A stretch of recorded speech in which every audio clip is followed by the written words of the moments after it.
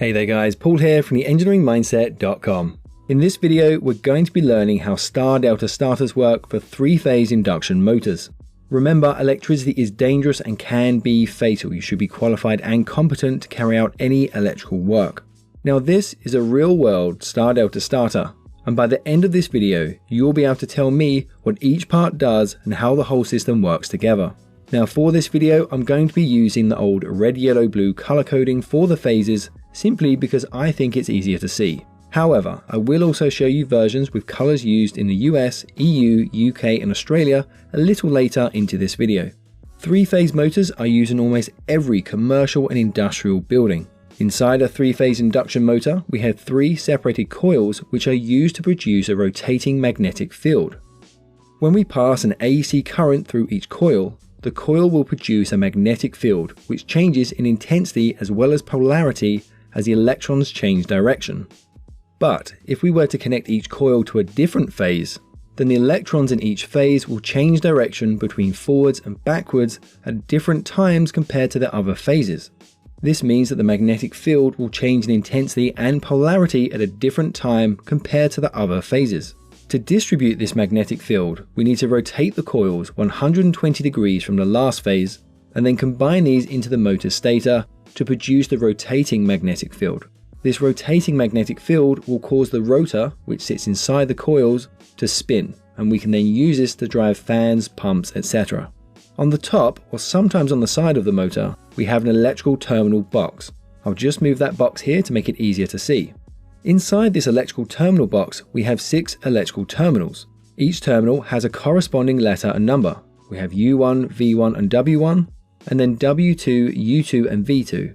We have our phase 1 coil connected to the 2 U terminals. We then have the phase 2 coil connected to the 2 V terminals. And then we have the phase 3 coil which is connected to the 2 W terminals.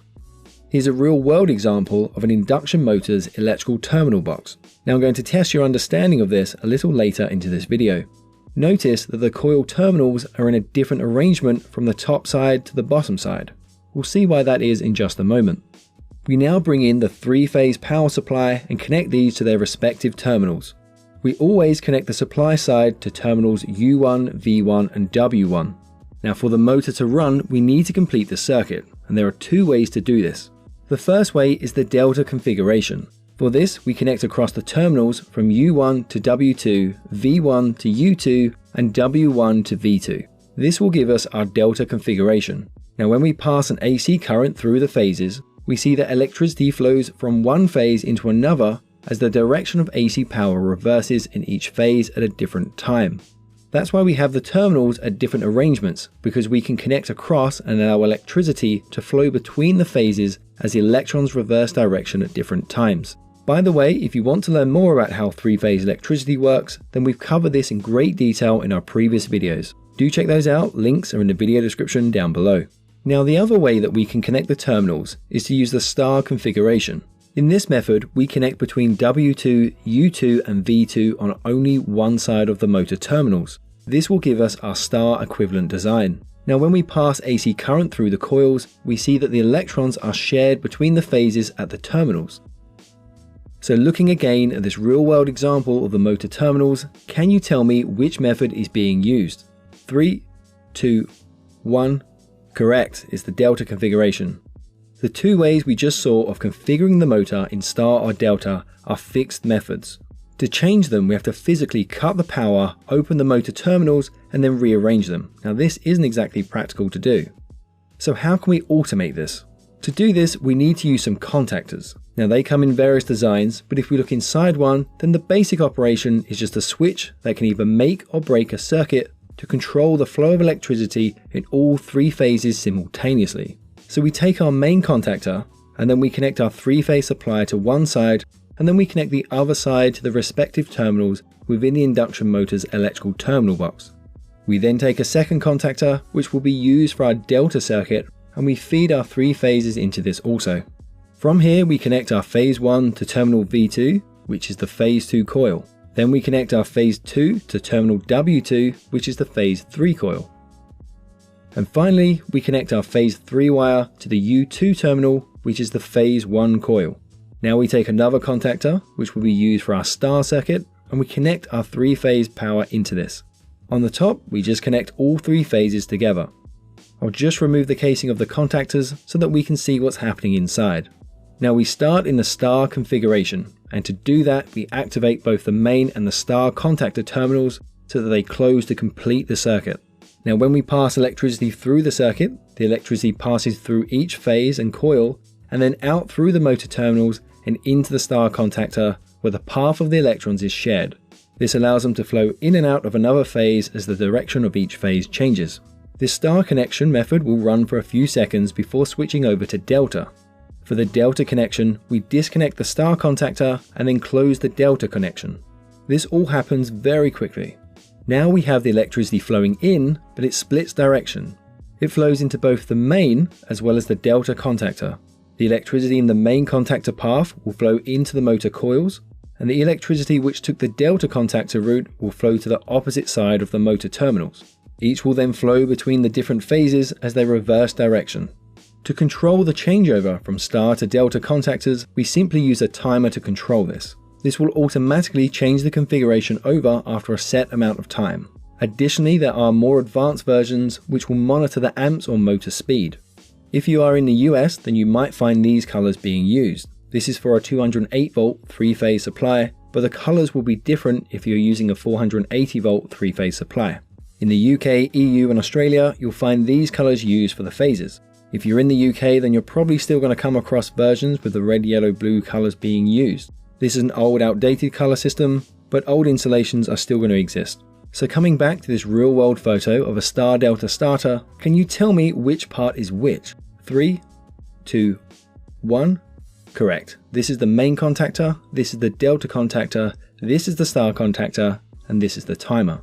Notice on the star contactor, they've just connected 2 wires into the same terminal to create that star point. So why then do we use star delta starters?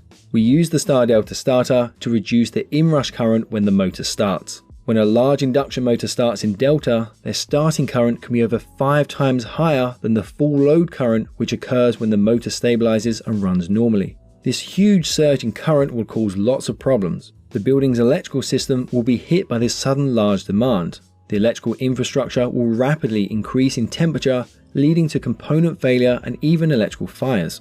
The sudden large demand causes voltage drops throughout the building's electrical system. This can be visually seen because the lights will dip.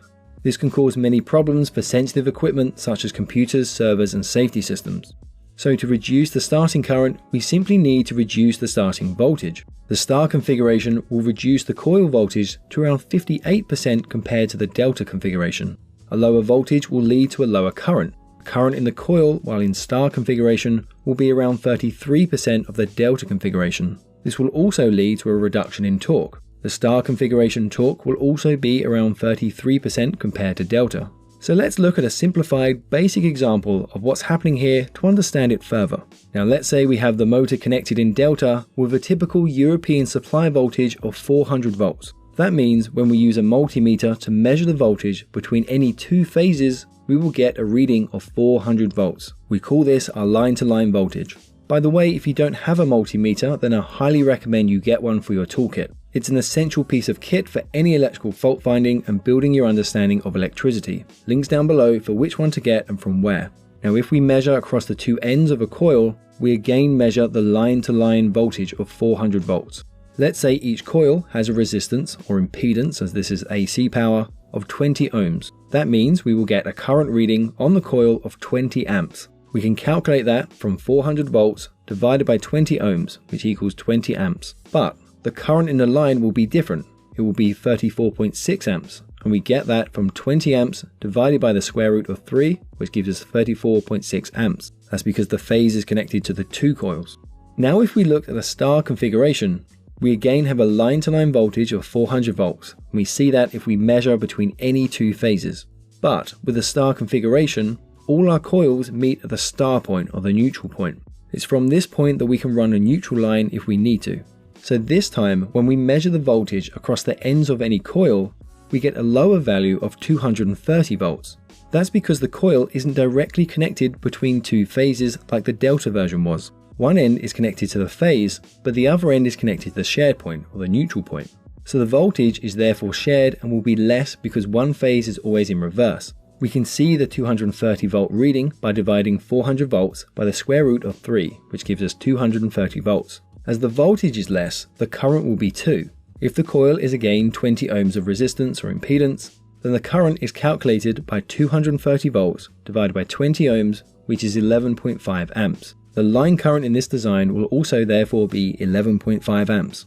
So we can see with the delta connection, the coil is exposed to the full 400 volts between two phases, but the star connection is only exposed to 230 volts between the phase and the neutral point.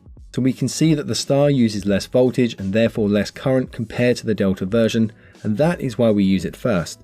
Okay guys, that's it for this video, but to continue your learning then check out one of the videos on screen now and I'll catch you there for the next lesson.